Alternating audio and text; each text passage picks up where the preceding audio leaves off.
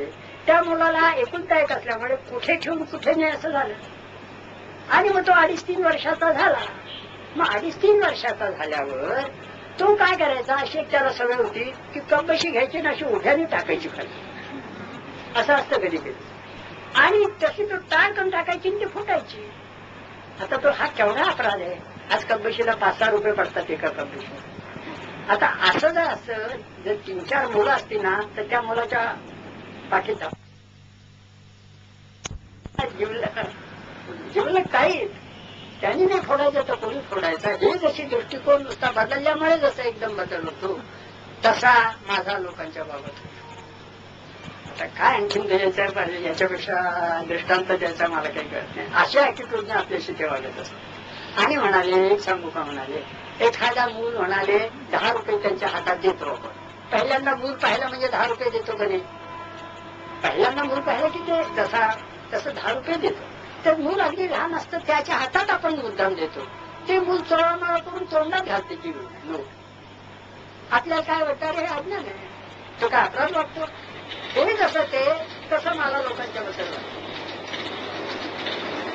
असं ते नंतरचा प्रश्न असा की आपुले मरण पाहिले म्या डोळा, आपुले मरण पाहिले म्या डोळा, तो झाला सोहळा अनुपम. हा तुकारामांचा स्वतःच्या अनुभवाचा, बरं का, स्वतःच्या अनुभवाचा हा उत्तम अभंग आहे. तो केशवरांच्या वाचण्यात आला.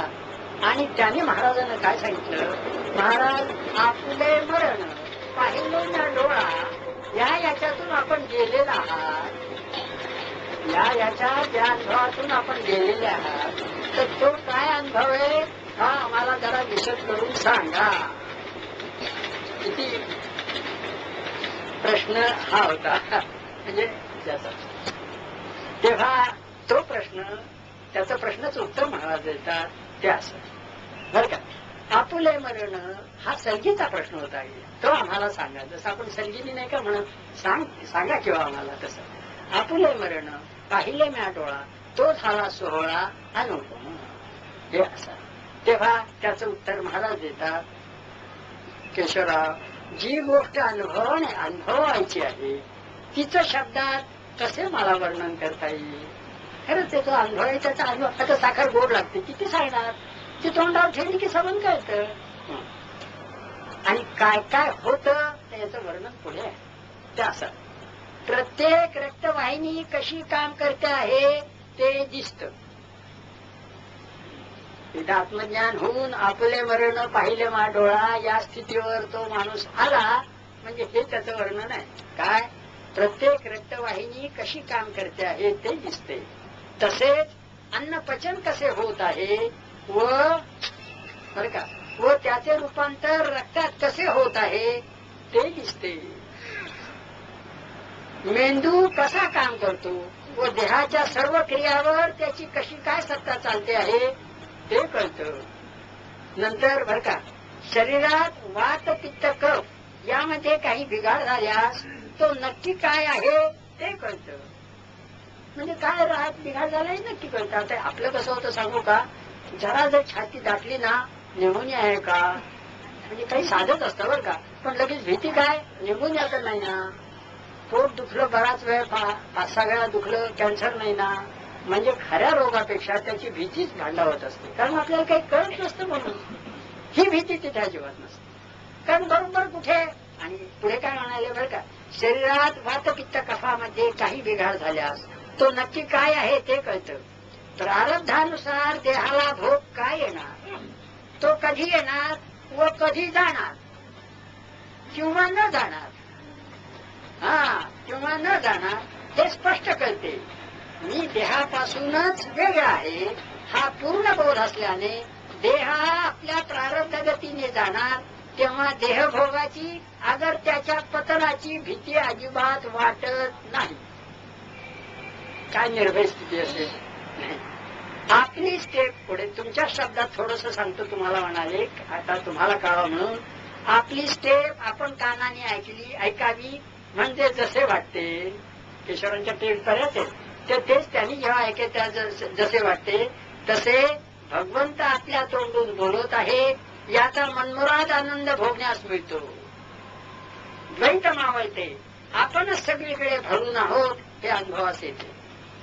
आपले मरण पाहिले मी डोळा म्हणजे काय, ते एवढं लांब लचक त्यांनी ते सांगितलं. नुसतं आम्ही अभंग म्हणतो पण त्याच्यात असं ते त्याचे नंतर बरं का, नंतर महाराज वरचेवर म्हणत असत, वरचेवर म्हणत असत, बाहेरील जगात जेवढं, बाहेरील जगाला जेवढं तुम्ही विसराल, बाहेरील दृश्य जगाला जेवढं तुम्ही विसरायला शिकाल तेवढी आत मनाला शांती येईल. दृश्य जगाला जेवढं तुम्ही विसराल तेवढी आत मनाला शांती येईल.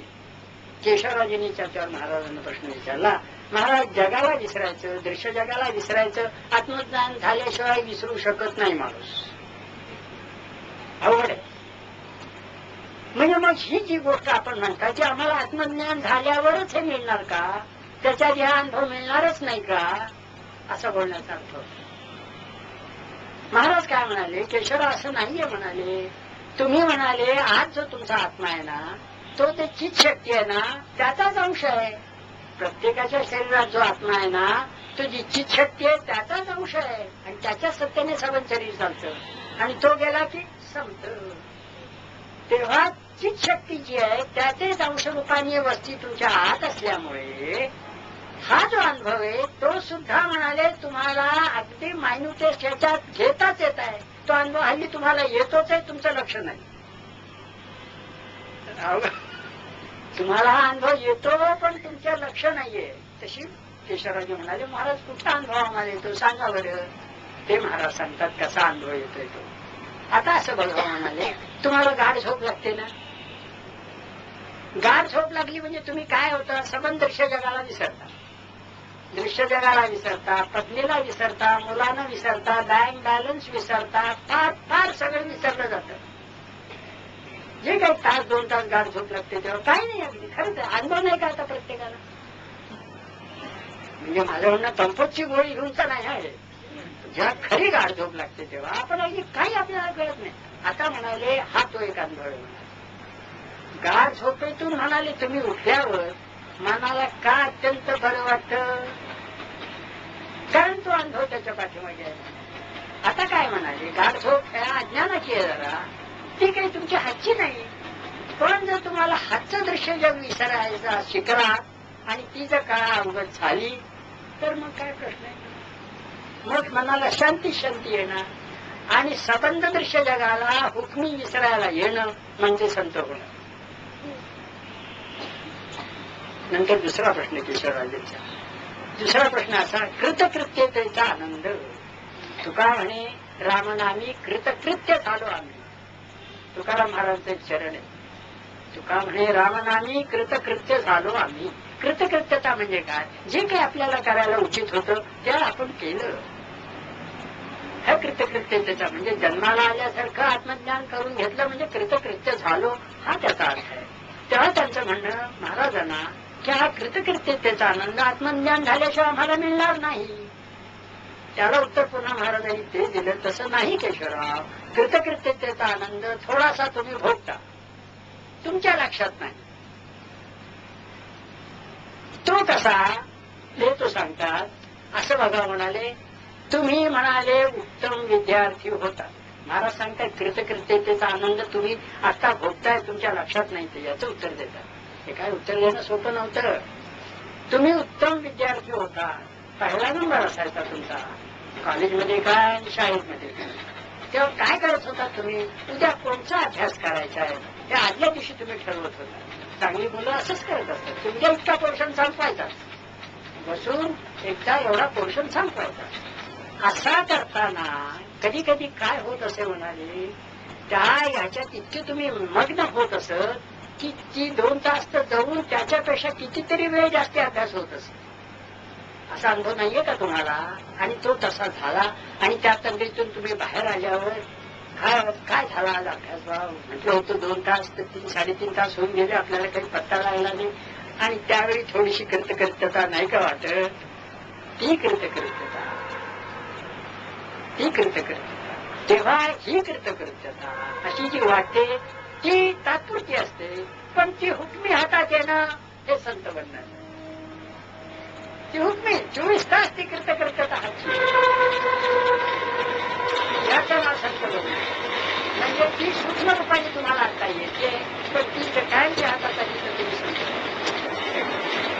आता सच्चित आनंद त्यांनी विचारलं, सच्चित आनंद अवस्था आम्हाला कधी नाहीच का मिळणार? सच्चित आनंद अवस्था आम्हाला कधी नाहीच का मिळणार? त्याला हेच उत्तर, अहो आता तुम्ही सच्चित आनंद अवस्था भोगताय. आता आम्ही सच्चित आनंद आता कुठलं काय काय रपेटे बसतायत प्रपंचाच्या पाठीवर, कसले सच्चित आनंद घेऊन बसताय? नाही तसं म्हणाले, तुम्ही भोगता तुमच्या लक्षात येत नाही. ते कसं? सत म्हणजे काय म्हणाले? शाश्वत. शाश्वत म्हणजे काय? सतत ओढा तुमचा शाश्वताकडे आहे. तुम्ही जेव्हा साडी घ्यायला जाता तेव्हा ही 2 वर्ष जाईल ना, त्याचा रंग 3 वर्ष टिकेल ना, का विचारता? शाश्वताकडे ओढा आहे. घर 150 वर्ष जाईल ना, स्लॅब अशी पाहिजे की 200 वर्षाची टिकली पाहिजे का? तुझ्या काना पडे ना, नाही, शाश्वताकडे आहे. म्हणजे त्याची शक्तीची आत असल्यामुळे, तो शाश्वत सतत असल्यामुळे तुमचा ओढा शाश्वताकडे आहे. बरोबर. अंचित म्हणजे काय? ज्याच्या त्याच्यावर सत्ता चालावी असं वाटणं. लहान मुलाला कळायला लागल्यापासून वाटतं की मला मान द्यावा घरात. बघा, मान आपण लगेच नाक असा फटकन हा करतो, लाड करतो, जरा काही येतं तेव्हा माझी सत्ता सबंध लोकांवर चालावी हे जे वाटलं ते त्याची स्वरूप करते. आता ते तुमच्या हातचं नाही म्हणून, पण ते हातून वाटतं ते त्याचीच तुम्ही पाठ नाही पाचत असल्यामुळे आता तुम्ही चांगलं असं ते त्याचे सच्चिदानंद. म्हणजे हा हुकमी करणं म्हणजे संत होणं, आणि हे सगळं नाम घेतल्याने आपोआप जमतं. म्हणजे तुम्ही संत लवकर व्हा, असा त्याचा अर्थ त्यांनी हे सांगितलं. आता द्वैत भाव मावळतो म्हणजे काय होतं? द्वैत भाव मावळतो याचा अनुभव तुम्ही घेतच आहात. याचा अनुभव कसा घेतात त्यांनी सांगितलं. शरीराचे अवयव वेगवेगळे आहेत की नाही? हात वेगळे, पाय वेगळे, पाठ वेगळी, सगळे अवयव वेगवेगळे आहेत. हे जरी सगळे वेगवेगळे अवयव असले तरी शरीर असंच तुम्ही एकच मानता. म्हणजे द्वैत त्या बाबतीत गेलेलं आहे, शरीर मात्र एक राहतं. हा जसा अनुभव तसा संतांना सगळीकडे द्वैत भाव. त्याला अवघड काढलं होतं म्हणजे आठवणी, पण आता हा शेवटचा दिवस सांगून ठेवतो. हे झालं म्हणजे पुढे काय केशवरावजी म्हणाले की बाबा मी संबंध निसर्गाकडे बघतोय, हे ऐकण्यासारखं आहे. मी निसर्गाकडे बघतोय, त्या निसर्गाकडे पाहिलं सांगू का, जसं चित्तशुद्ध व्हायला लागलं ना की निसर्गातल्या ज्या ज्या काही वस्तू आहेत ना त्या काही त्याच्या लिहिलीची परिसीमा आहे हे दिसायला लागतं. ते दृष्टिकोनच बदलतो. तर म्हणाले सगळीकडे मला असं दिसतंय काय त्याच्या लिहिलेचा मॅरेथॉन नुसता वर्षाव आहे. आता गुलाबाचं झाड काय काटेरी, आणि त्याच्यावर ते फुल कसं येतं बघा. त्या झाडाच्या वर्णनावरून गुलाबाचं फुल असं असेल कळेल काय? त्या झाडाचं रूप आहे सांगा. गुलाबाच्या झाडाचं फुल कसं येतं काय कल्पनाच येत नाही की हे आहे काय. आणि काही काही फुलं अशी काही गोड असतात त्या झाडावरून त्याची अजिबात कल्पना येत नाही. त्यामुळे त्याच्या लिहिलीची काय अपरंपार कौतुक करावं जेवढं थोडं असं वाटतं. तशी महाराज काय म्हणाले, केशवराव तुम्ही नुसतं या जगाच्या एवढ्या ह्याच्यावरून एवढ्या पुरवून गेलेला. पण तुम्हाला एक सांगतो की हे जे दृश्य जग आहे ना ते सबंध जग आहे, त्यातल्या उपायातलं 4 आणे हे जग आहे. ऐका, हे जे जग आपण ज्या जगात राहतो हे ते सबंध विश्व आहे म्हणून ना त्यातलं हे उपायातलं 4 आणे आहे. आणि 12 आणे वेगळंच आहे. आत्मज्ञान झाल्यावर ते सबंध 12 आणे काय ते कळतं. आणि मग तेवढा भगवंत कळेल आपल्याला. म्हणाले एवढ्याने तुम्ही एवढे अगदी रोज गेला किंवा मनात एवढे उल्लसित झाला, मग 12 आणे म्हणजे सबंध रूपा घर सबंध होते त्याचा लिहिलेचा आहे केल्यावर असं काही वाटतं भगवंताबद्दल की काय त्याची लीला, काय त्याची लीला असं वाटतं. आणि म्हणाले इतकी काय लीनता येते, आपण काय काय छाडका पाला हे चक्क कळायला लागतं. कसला अभिमान घालतोस तू, आणि अशी की सहज लीनता त्यामुळे हे ते पुढे सांगितलं. आता एक सांगतो, आज साठेबाई माझ्याकडे आल्या होत्या. ते साठेबाई बसले त्या म्हणाले बापूसाहेब जरा षड्रिपू बद्दल महाराज काय म्हणाले होते ते आम्हाला तुम्ही थोडं सांगा. षड्रिपू लक्षात ठेवले पाहिजेत आपण. षड्रिपू आपल्याला कळले पाहिजे. ते गेल्याशिवाय चित्तशुद्ध होत नाही. चित्तशुद्ध झाल्याशिवाय आत्मज्ञान तेव्हा षड्रिपूंच्याबद्दल महाराज काय बोलले ते थोडक्यात सांगा असं ते आम्हाला म्हणाले. म्हणून मी ती आता आठवणची सांगतो. त्याचं असं झालं, एका मायनी महाराजांना प्रश्न असा विचारला की मायनी प्रश्न असा विचारला की महाराज षड्रिपू म्हणजे काय, हे आम्हाला प्रापंचिक बायकांना अगदी सोप्या शब्दात लक्षात राहील असं सांगा. ही कंडिशन ना, षड्रिपू म्हणजे काय. तेव्हा महाराजांचं असंच असेल, जो ज्या मगदुराचा असेल त्याची लेवल पाहून त्याला अगदी मनापासून पटावं असं याच्यातच त्यांचं उत्तर असेल. तेव्हा या षड्रिपूवर त्यांनी त्या मायला बोलले ते मी आपल्याला सांगतो. माय म्हणाले, आता असं बघावं म्हणाले, बायकांना दागिन्याची सोस असतो, दागिन्याचा सोस असतो, अगदी आतून आवडत असते दागिन्याची. आता सर्वात मौल्यवान दागिना कोणता, षड्रिपूवर बोलतात महाराज. सर्वात मौल्यवान दागिना कोणता, तर मौल्यवान दागिना हिरा. सोन्यापेक्षा सुद्धा त्याची किंमत जास्ती असते, म्हणून मौल्यवान सर्वात दागिना हिरा.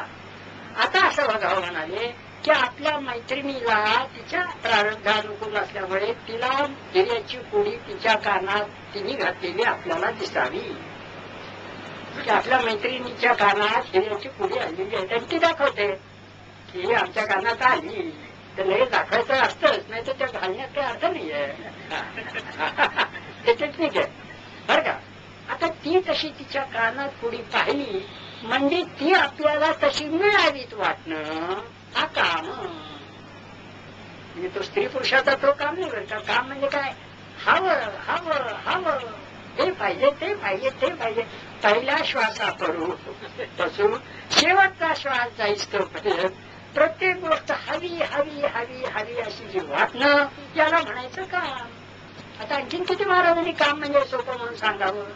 अगदी सोपं आहे म्हणाले, सारखं हवं, हे कमी आहे ते हवं, हे कमी आहे ते सारखं हवं, त्याला म्हणायचं काम.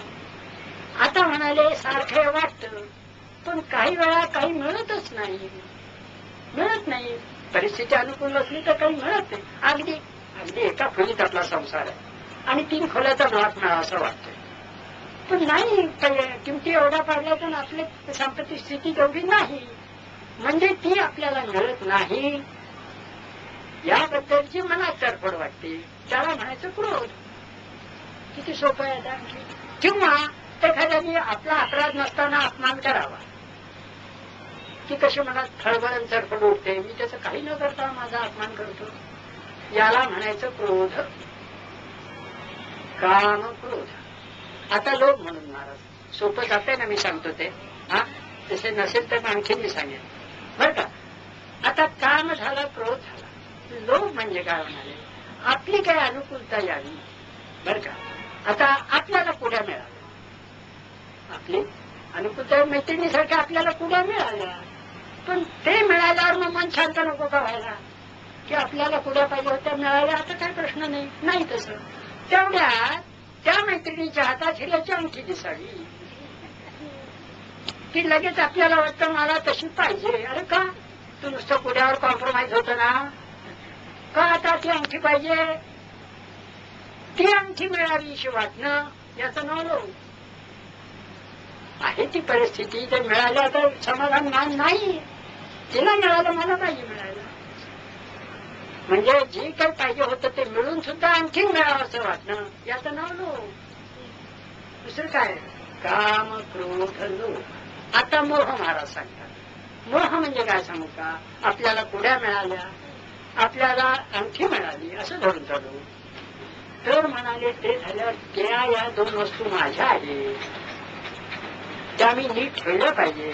त्या चोरीच गेल्या तर पंचायती मोलकरीची त्याच्यावर लक्ष जात नाही ना, त्या नीट राहतात ना, त्याला मधमधीच्या डबीत त्या आहेत ना, ह्याच्याबद्दल सारखा विचार. त्या माझ्या आहेत, त्या माझ्या आहेत, त्या माझ्या आहेत, आणि फक्त त्या माझ्या ज्या मैत्रिणींना त्या नाही त्या दिसाव्यात ही दुसरी पंचायत. मग नाही तर पाहिजे कशा होत्या. हे जे सारखं ब्रुडिंग असतं ना, त्या माझ्या आहेत, त्या नीट राहायला पाहिजे. ते माझं वैभव मला सोडून जाता कामा नाही, कुणाची दृष्ट त्याला लागेल, तर दृष्ट लागेल हे काय आवडत आहे पुन्हा, तेव्हा दृष्ट अशा करता जे सतत विचार आहे त्याची मोह. आणि महाराज म्हणाले मोहा सर्वात चांडा आहे म्हणा. तो का मरणाच्या वेळी तोच उभा राहतो. उद्या नांगठी देणार किती नीट राहिले ना, कुलपात आहे ना, आणि इकडे चाललाय बरा. आणि जशी मती अंतिमती तशी गती असते. म्हणून मोह म्हणे भयंकर त्रास असतो. तो इतकं तुम्हाला बद्ध करून टाकतो की ज्याचं नाव ते मरणाच्या वेळी अजिबात ती सुटवू शकत नाही. विषयातला मोह म्हणजे आसक्ती, परमार्थातली आहे म्हणजे भक्ती, किंवा त्याला अनुसंधान म्हणायचं.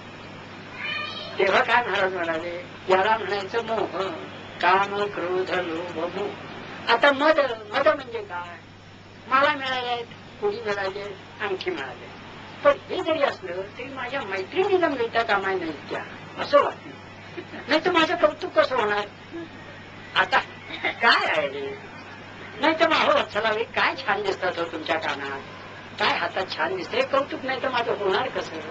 आणि ते सतत मी त्या घालून त्यांनी माझा वाहवा करावी आणि त्यानं ते सतत मिळू नाही असं वाटणं, नाही तर माझा भाव खाली जातोय, हा जातो मध. एखादा अधिकार आल्यावर तो मलाच अधिकार राहावा, इतरांना तो अधिकार. ऑफिसात काय आपलं चालतं, वरची पोस्ट मलाच मिळावी, इतरांना नाही मिळू, हा मधच बर का. तो जो आहे तो मलाच मिळावा, त्याशिवाय माझा टेंबा चालायचा नाही असं जे वाटणं त्याला म्हणायचं मग. परसंतोषे संतोषावे हे कधी नसतंच तिथे, परदुःखे संतोषावे हे असतं. मग अशा वेळी जे आहे त्याला चक्क मध म्हणायचं. काम, क्रोध, लोभ, मोह. आता मध म्हणजे काय? समजा म्हणाले नाही काय, काम मध झाला. आता काम, क्रोध, लोभ, मोह मध झाला. आता मत्सर म्हणजे काय? आपल्या यजमानांना कधी पगार वाढूच नाही म्हणा, असं असतं ना काही काही. आणि मग झालं की या जन्मी काही हे आपल्याला मिळणार नाही. एखादं सुख या जन्मी काही आपल्या आवाक्याच्या बाहेर आहे, शक्यच नाही. आता म्हणजे बिर्लाचं जर ऐश्वर्य मला मिळालं असं जर मी उभारी धरली, शक्य आहे का कधी? तेव्हा अशा परिस्थिती झाल्यावर ज्यानं ते मिळालंय याच्याबद्दल जो विषाद वाटतो, हेवा वाटतो, त्याला म्हणायचं मत्सर.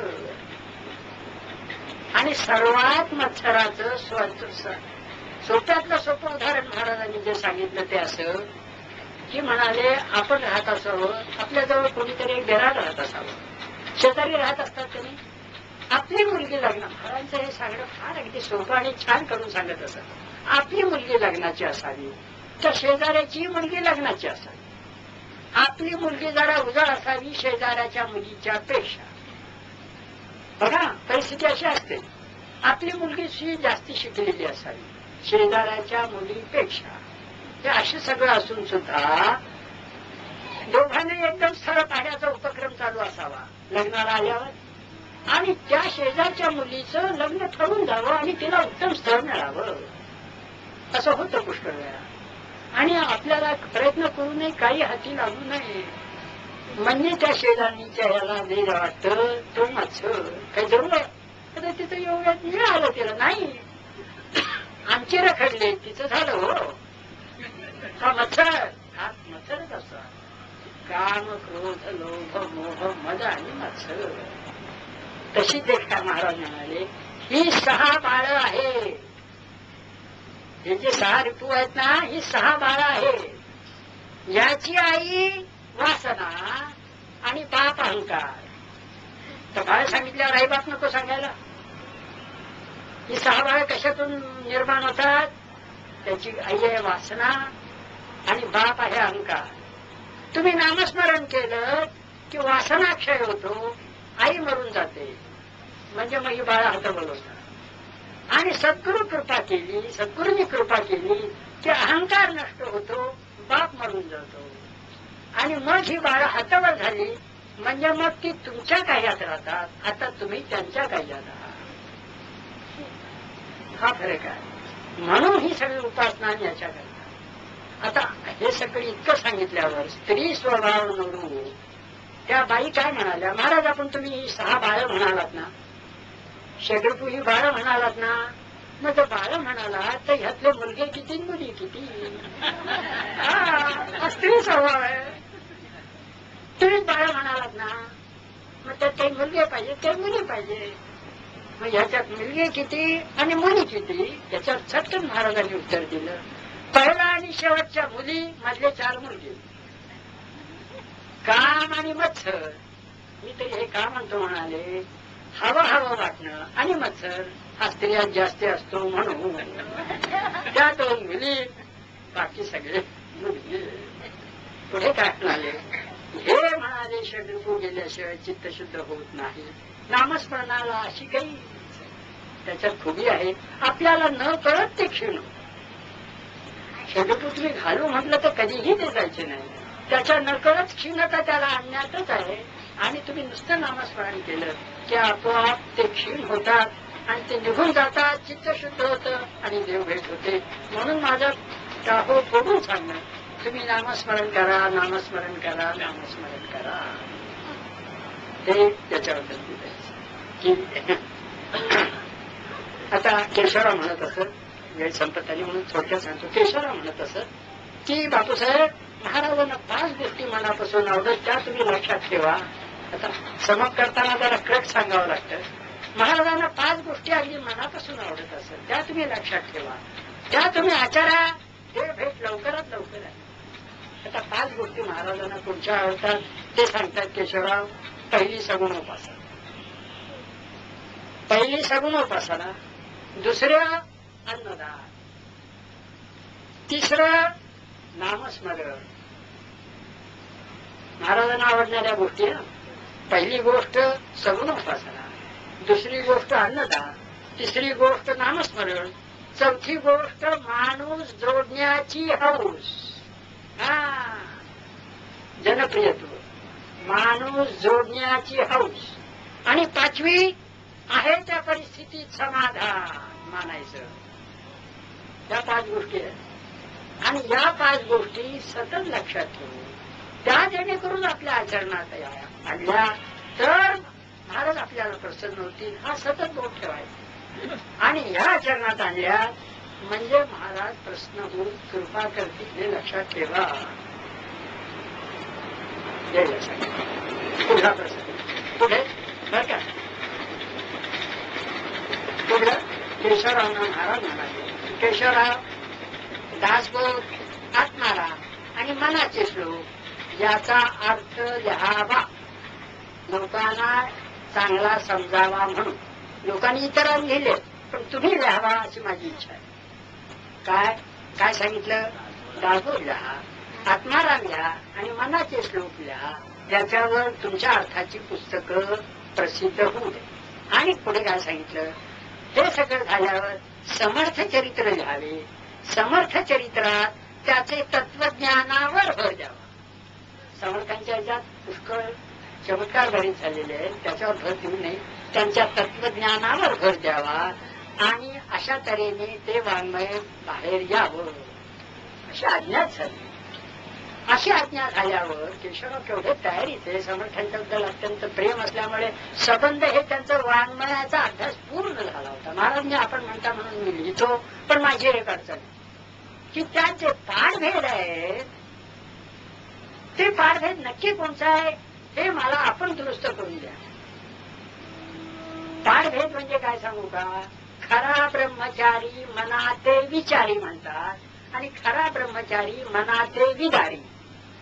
पाठभेद याचा अर्थ असा की दोन्ही शब्द तिथे जुळत असतात. आता विचारी शब्द जमतो, विदारी जमतो, हे असं केले ते विदारी, आणि विचारी आहेच होता, मारुती विचारी होतेच. असे पाठभेद बरेच घुसरलेले असतात. तेव्हा हे मी पाठभेद सगळे लिहून काढलेले आहेत. आपण ते पाठभेद कोणता आहे याचं मला मार्गदर्शन करा. काय कशी तयारी करू, ज्ञान द्यावं, सोपं काय. आणि सबंध पाठभेद महाराजांनी भर भर भर भर सांगितले. पाठभेदाचं निर्मूलन केलं. हे मुख्य आहे, हे खरं आहे, हा पाठभेद आहे, हे काढा, हे घाला, हे काढा, हे घाला.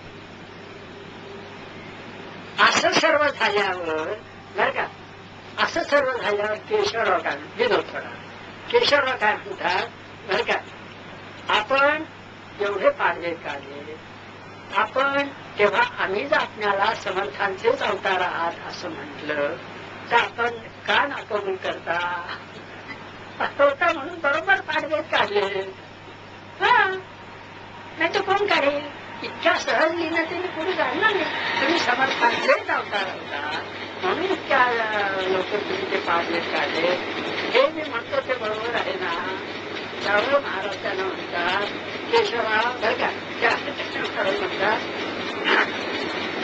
एखादा वकील साक्षीदारास शब्दात जसा पकडतो तसे तुम्ही मला पकडले हे मी कबूल करतो.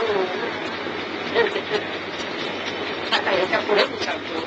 पुढे केशवरावजींनी काय केलं सांगू का? याचा अर्थ लिहिताना हे पुन्हा ऐकण्यासारखं आहे.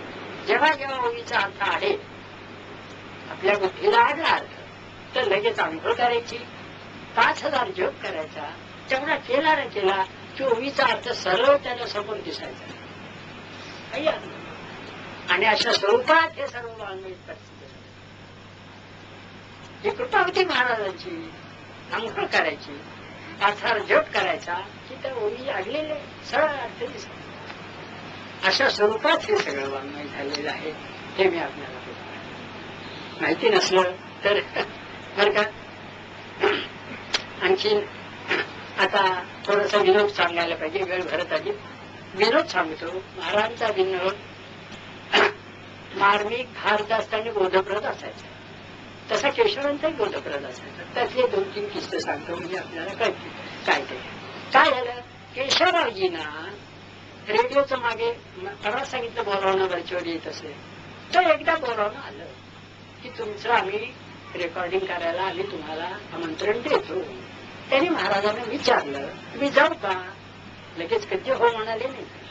महाराज म्हणाले जावं, पण यावेळी असं करावं, त्याला असं सांगावं की मी विषय घेईन त्याच्यावर बोलेन, तुम्ही द्यायचं नाही.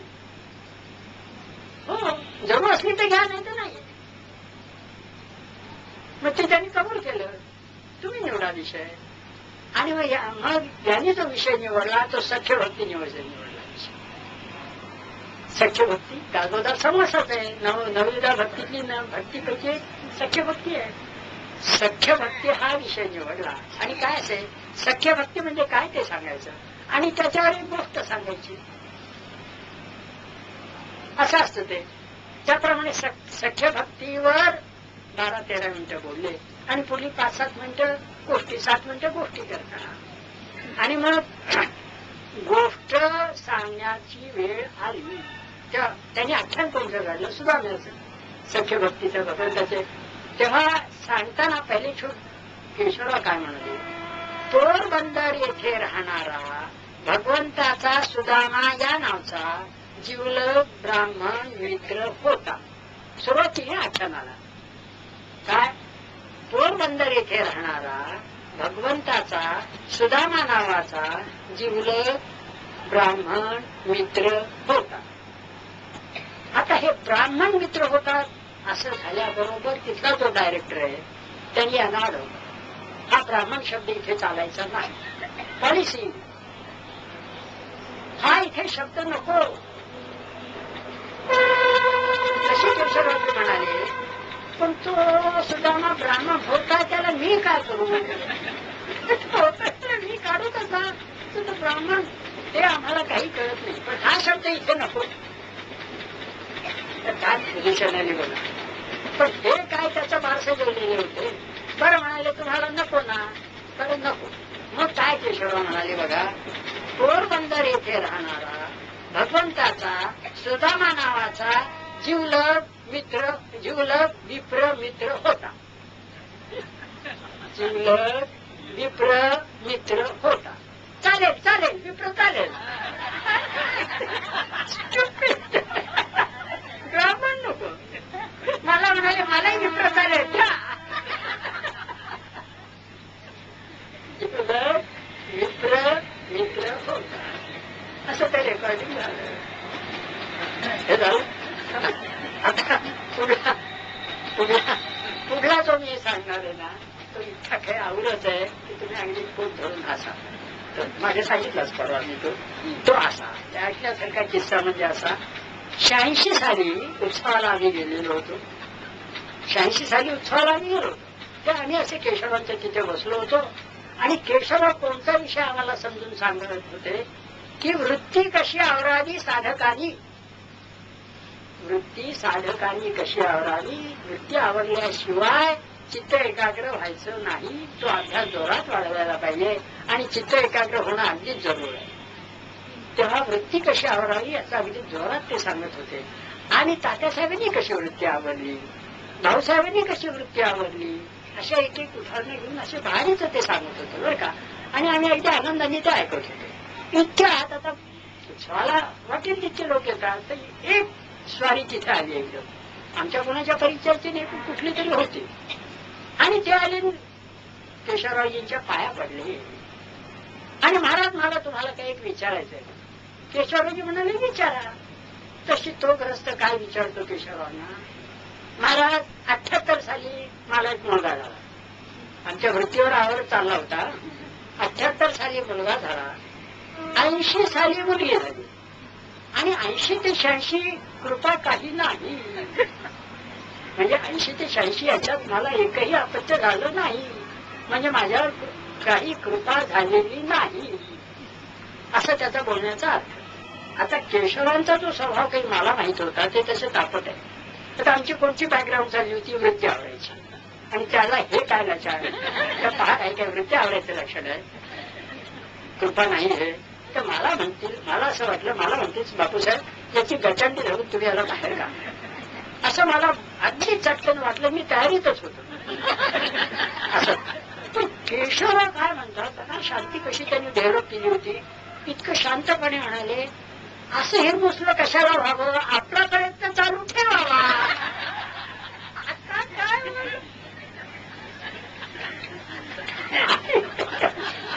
आमचा विषय काय चालला, असं हिरमुसलं कशाला व्हावं, आपला प्रयत्न चालू ठेवावा. झालं. आता तोही मूर्ख असा त्याच्यावर तो काय म्हणतो, तो तर चालू आहे. अरे आता काय म्हणायचं याला. आमची वृत्ती आवडली गेलं कुठलं कुठे सगळं आणि साडी गेली परत. मग हा आता आता ऐकणं पुढलं जे मी सांगणारे ते ऐकण्यासारखं पुढेच आहे. मी केशवरावजींना म्हटलं, केशवरावजी तुमचा जो स्वभाव मला काही माहिती आहे त्याच्यावरून ही शांती आली कशी. उसळता आतून ही शांती आली कशी. तशी मला काय बापूसाहेब त्याला कशाला हसायचं, केव्हा त्याच्यावर रागवायला मला अधिकार आहे. मला अधिकार त्याच्यावर, त्याचं काहीतरी चुकलं म्हणून मी रागवायचं. आता काय पुढे म्हटलं, मी केव्हा त्याच्यावर रागवायचं. आता एक सांगतो म्हणाले, एक बघा त्याने हे प्रश्न केल्यावर तुम्हाला आतून किती किळस वाटली. आम्हाला खरंच कायचं वाटलं. काय आहे आता आमचा विषय काय चाललाय, हा काय बोलला. म्हणजे हे केल्याबद्दल आम्हाला त्याच्यावर झाले घृणा, किळस वाटली. ही जशी तुम्हाला किळस वाटली ना, तशी म्हणाले जेव्हा तुम्ही एखादी अशी गोष्ट महाराजांशी मागता तेव्हा महाराजांशी किळस वाटते. कुठल्या कुठे महाराला नेऊन टाकलं ते. महाराज काय म्हणतात, अरे मी काय द्यायला बसलोय आणि हा काय मागतोय, काय सांगायचं याला. तुम्हाला वाटली ना किळस. ही किळस महाराजांना जेव्हा तुम्ही अशी गोष्ट काही मागता, काही मागू नाही महाराजांना, काय प्रारब्धात असेल ते मिळेल, नाही तर नको करायची घ्यायची अशी गोष्ट. मागायचं झालं तर नामात पर्यंत एवढंच तुम्ही मागायचं, मागायचंच नाही ते. आणि ते सर्वज्ञ आहेत, त्यांना कळत का नाही, मागता कसले. मुलीचं लवकर लग्न होऊ दे, मुलगा उत्तम पास होऊ दे, इंजिनिअरिंगला ऍडमिशन मिळू दे, कशाला मागायचं म्हणाले. मग घृणा जशी वाटते. मग या माणसाने दुसरं काय जास्ती केलं म्हणाले, मूल मागितलं, मग काय फरक आहे म्हणाले. हे जसं किळस वाटते तशी किळस महाराजांना वाटते, याच्यावरून हे शिकायचं. हे अगदी सुरेखच सांगितलं त्याच्या. दुसरं म्हणाले, दुसरं एक लक्षात ठेवायचं की म्हणाले की हाय जे त्यांनी मागितलं हे त्याचं अज्ञान होतं. आणि म्हणाले आपल्या हातून त्याच्यावर रागवायचा केव्हा अधिकार आहे की जो प्रमाद त्याच्या हातून झालेला आहे तो माझ्या हातून कदापि जर होत नसेल तर मी त्याच्यावर रागवायला मला अधिकार आहे. मग तोच जर प्रमाद मीही कधीतरी करत असेल तर मला काय त्याच्यावर रागवायचा अधिकार आहे. तेव्हा म्हणाले जेव्हा तुम्हाला कोणावर रागवायचा जेव्हा प्रसंग येतो तेव्हा पटकन आत असं करायचं, अरे ज्याच्या करता मी रागवतोय ती चूक माझ्या हातून नाही का कधी होत, मग ती त्याला होत तर आलं तर तो राग चटकन आत गिळला पाहिजे. हे वृत्ती आवरणं. शेवटी समज त्याने असं केलं, व्हॉट इज वृत्ती आवरणं. त्यावेळी आजच्या काय, अरे तू कशामध्ये रागवू शकतोस त्याच्यावर, तू तेच करतोयस, मग तुला अधिकार रागवायचा नाही. तेव्हा म्हणाले मी सुद्धा तसंच आहे. काय त्याचं आतून एखादं वाटतं की श्रीपादला एकदम प्रिन्सिपॉलशिप मिळाली, मग फरक काय पडला मला, काय बोल, म्हणून मला कीव वाटली, म्हणून शांती आली म्हणाली. महाराजांचं एवढं नको का शिकायला म्हणाले. हे जे काही पुढलं आहे नाही, पूर्वीचं जाऊ दे, पुढलं मला फार आपण घेण्यासारखं आहे. एक ठीक महाराजांच्याकडे आधी काही मागायचं नाही, आणि दुसऱ्याची चूक झाल्यावर त्याची हजेरी घ्यायच्या आधी आपण एकदम सावध व्हायचं की आपण नाही ना तेच करत, आणि कधी जरी करत असलो तरी रागवायचं नाही. आता नसेल पण कधी मागे जरी झालं असलं तरी रागवायचं, मग तुम्हाला अधिकार नाही, कारण तुम्ही डिस्क्वालिफाय झाला. मग म्हणजे कधी रागवायचा स्पर्श घेणार नाही, हा त्याचा अर्थ. हे असे दोन त्यांनी सांगितलं आणि आमच्या डोळ्यात अंजनी घातलं. आता एवढंच सांगायचं, केशवरावजी ही व्यक्ती कशी महाराजांनी तयार केली हे आख्यान मी गेल्या वेळी 3 दिवस रोज 1.5 तासाप्रमाणे सांगितलं. हे 3 दिवस मी सुद्धा रोज 1.5 तास असं ते सांगितलं, आणि आता हे आख्यान आज पूर्ण होत आहे. आता याप्रमाणे पूर्ण होत आहे. आता मला एवढंच सांगायचं, माझी मुलगी बरं का, एक सांगायचं असं की माझी मुलगी सुमा व जावई श्रीकांतराव दोघेही परमार्थ सन्मुख आहेत, याबद्दल मला फार धन्यता वाटते. काल मी काय सांगितलं होतं, पती अनुकूल पत्नी प्रतिकूल, पत्नी अनुकूल पती प्रतिकूल. हे तसं नसताना दोघेही परमार्थ सन्मुख आहेत, हे मी माझं भाग्याचं लक्षण समजतो. याबद्दल मला धन्यता वाटते. आणि पुढे सांगतो, काल सांगितली जी परीक्षा चांगला पुरुष कोणाला म्हणावा, त्यात माझ्या मते श्रीकांतराव पास आहे असं आपलं मला वाटतं, आणि सुना त्यांनी पास केलेलं आहे त्याला, म्हणून तर टाकतो, म्हणजे तिला पासच करावं लागेल. काल सांगितलेली परीक्षेत श्रीकांतराव खास पात्र आहे असे मला वाटतं. पुढे जी काही म्हणजे आज ती वर्ष येते चिंतामणी सोसायटीतलं, ते चिंतामणी सोसायटीमध्ये व त्यातल्या त्यात नंबर 2च्या बिल्डिंगमध्ये जो एकोप आहे त्याचं मला फार कौतुक करावं असे वाटते. त्याचं कौतुक करावे तेवढे थोडेच होणार आहे असे मला वाटतं. बाहेर कुठे न दिसणारी अशी दुर्मिळ गोष्ट इथे दिसत आहे, एकोपा. अहो ते एकत्र कुटुंब असल्यासारखं धावून जातात एकमेकाच्या अडचणीला, न सांगता, की मागून नाही, न सांगता असं तर काही झाले. शेवटी 3 दिवस नामसाधना उत्तम झाली. सगळ्या बायकांनी सकाळी 6:30 ते संध्याकाळी 6:30 एकोप ठेवला होता. सोमाताईंनी अर्धा तासच एक केला बाट्याला, आणि घड्याळ लावल्यासारख्या बायका आल्या. आणि बायका नेणं अवघड आहे, घरचं काम सोडून नेणं अवघड आहे, पण बायकाच बरोबर जास्ती चांगल्या आल्या असं मला वाटतं. त्यांनी ती उत्तम साधना केली, याबद्दल त्यांचा गौरव मी करतो बरं का. स्टडी ग्रुपच्या बायकांच्या नामाची आवड लागून त्या एकोप्यानं वागतात, याबद्दलही मला फार धन्यता वाटते. आणि एक सांगतो, नामाला लागणं कठीण, नामाला सहसा माणूस लागतच नाही, तिकडे ती एक वृत्ती वळतच नाही. ही वृत्ती वळलेली आहे, याचा अर्थ तसा की महाराजांची इच्छा आहे की ह्या सगळ्यांना तारून यावं, हाच त्याचा अर्थ आहे असं वाटतं. चिन्मय मिशन कडून परमार्थाची थिअरी शिकून घ्यावी व घरी नामस्मरण करावे. नामस्मरण करताना मन कुठेही गेले तरी त्याच्याकडे लक्ष देऊ नये. काही विषयात मानायचं कारण नाही, माझं चित्त एकाग्र होत नाही. तुमचं उच्चारायचं काम तुमचं, बाकी सगळं महाराज म्हणाले माझ्याकडे द्या, मी त्याची जबाबदारी उचललेली आहे. कितीदा महाराज आम्हाला म्हणाले तुमचं काम तुम्ही वैखरीने घेण्याचं आहे, बाकी सगळं माझ्यावर ठेवा, मी बसलोच येते त्याच्याकरता, तुम्ही कशाला माझा फोड करता, असं ते प्रेमाने म्हणत असत. तेव्हा वैखरीने जितकं होईल तेवढं आपण घ्यायचं. ते असं करत गेलं म्हणजे आपण 2-3 जन्मात खास मोकळं होणार याची आपण खात्री ठेवायची. ह्या जन्मी असं नाही एखादा ज्या जन्मी मोकळा होईल, 2-3 जन्मात आपल्याला खास आत्मसाक्षात्कार होईल याची खात्री बाळगायची. आणि दुसरं, हा 3 दिवसाचा उत्साहाचा असा आता हा समारोह झालेला आहे असं मी जाहीर करतो. आणि 3 दिवस जे आपण माझं तोडक्या मोडक्या शब्दात जे काही माझं बोलणं झालं ते आपण शांत चित्ताने प्रेमाने ऐकून घेतलं, याबद्दल मी आपला अत्यंत ऋणी आहे.